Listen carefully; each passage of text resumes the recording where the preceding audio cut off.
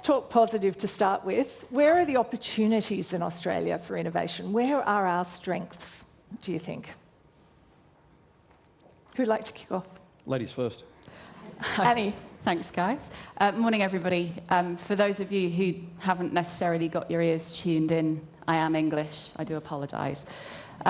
It's my second Ausiversary later this week, so I've been in the country for a couple of years now.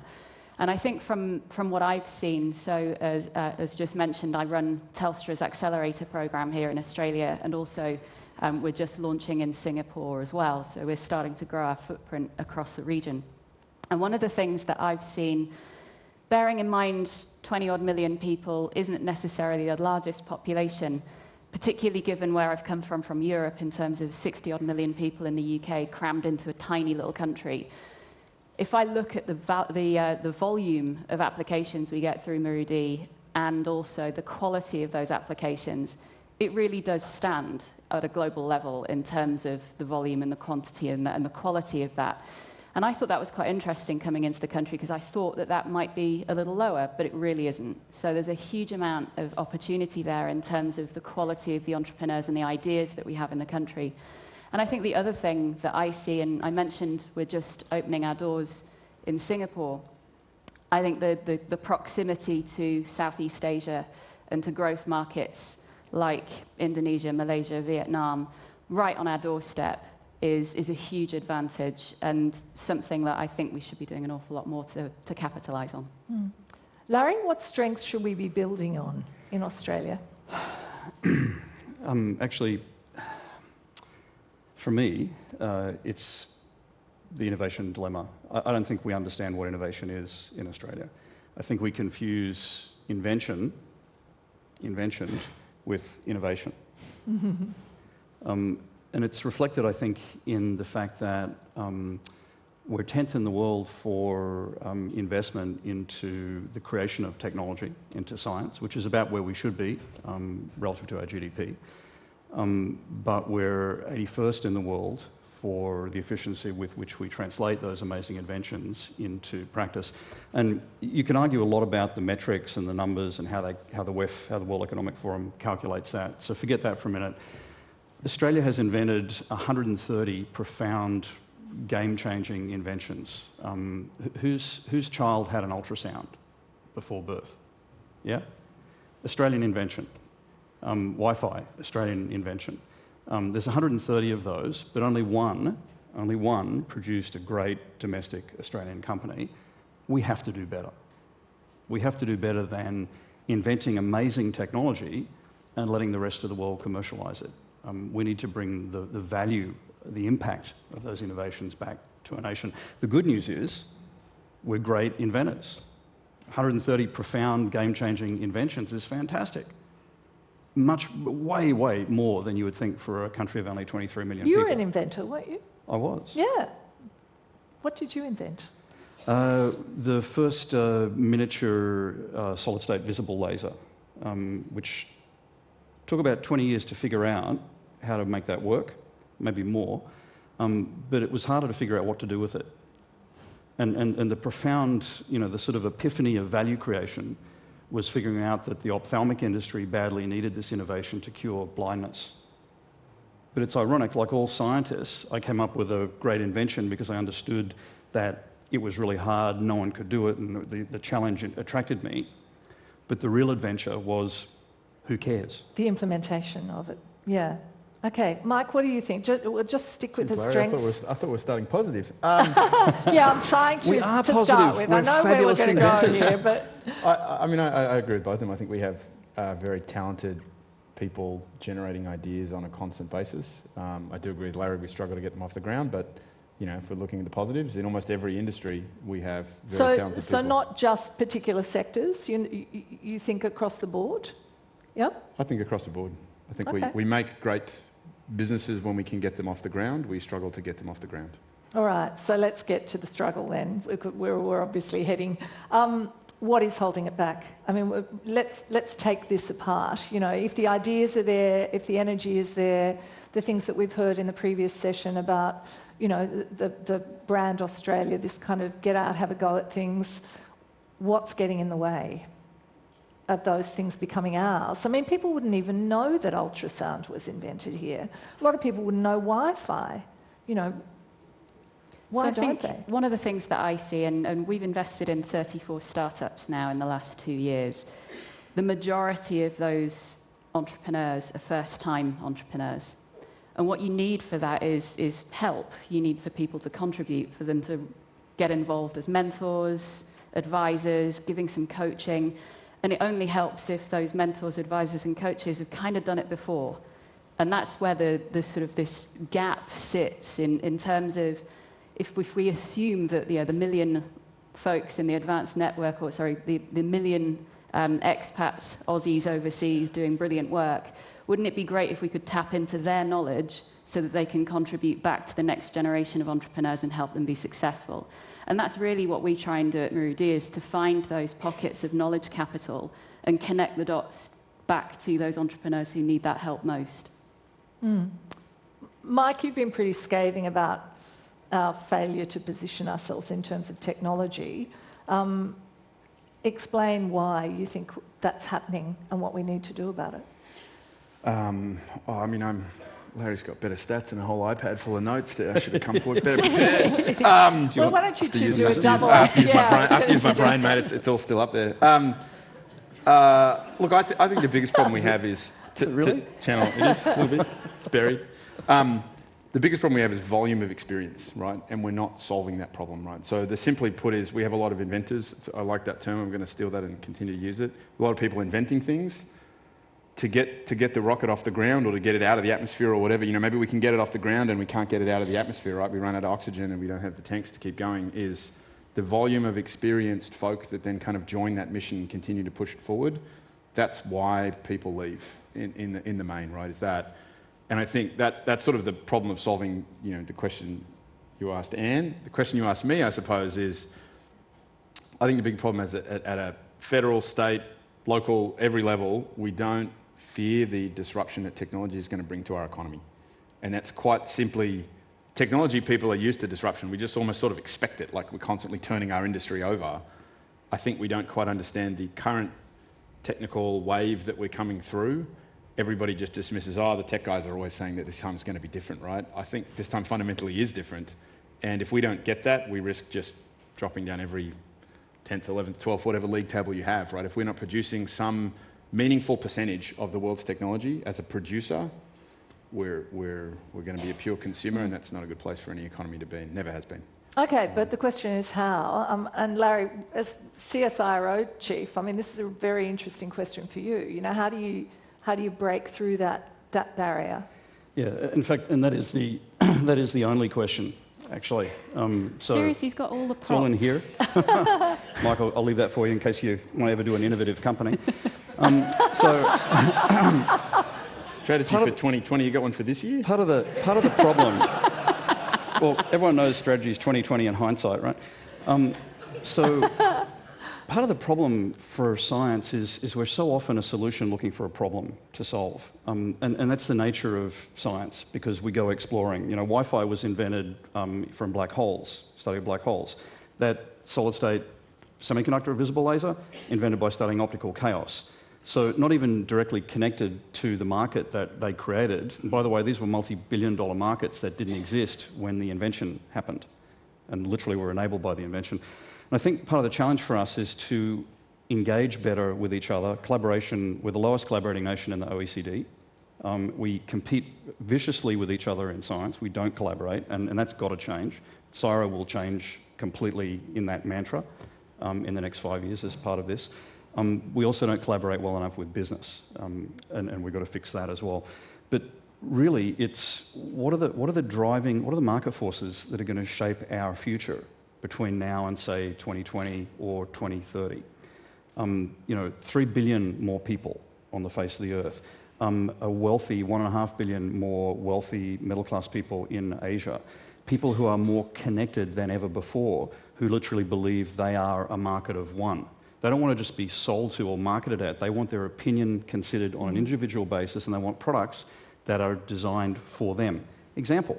I think I have one in my bag here. Example. Whoops, here we go. titanium heel bone, custom made with a SME called Anatomics. This saved a man's leg who had cancer, would have had the leg amputated.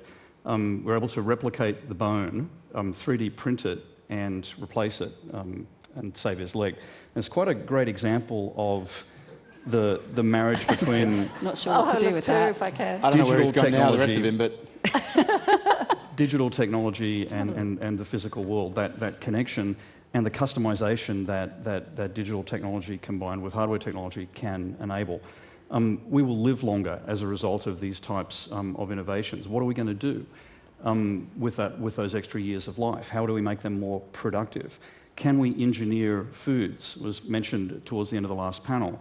We have ways to engineer strains of food that have unique properties that are tailored to your DNA to make you healthier. If you have a DNA that's susceptible to diabetes or heart disease, we can engineer food that will mitigate that, minimise the chance of you having that. If you've tried Barley Max, and I recommend you do, it's already shown to dramatically reduce colorectal cancer, which is a big problem for most men in Australia. Great example of an engineered food product that directly impacts health. But the question again is translating that to international success, to making that, an Australian success. We have to back it ourselves. The trouble is, the reason I left Australia in '88 is you can't raise money here to fund disruptive innovation, or at least you couldn't then. I think it's changing, certainly changing in the digital space. But Mike was an amazing pioneer building Atlassian. No investor would back Mike. He's a first-time CEO. He didn't really know what he was doing. He kind of fumbled along, had a wonderful adventure, and built an amazingly successful... And to his credit, right, despite all of the pressures to go offshore to raise money and move the company, he fought the good fight and stayed here and built it right here in Sydney. And that's an amazing achievement. We need more of that. You're trying to buy the Australian Technology Park. No, I'm trying to save it. I'm not trying to Well, buy you're it. trying to save it, but get it bought. Yes. I'm trying get to, it bought. It's a little bit of an exaggeration. Yeah. But you know what I mean. You're trying to save the Australian Technology Park to turn it into a... Of which Larry, by the way, is currently the biggest tenant, so probably wants it saved as well. And you want to turn the technology park into, well, a technology park. Yes. Tell us why. It's all about innovation.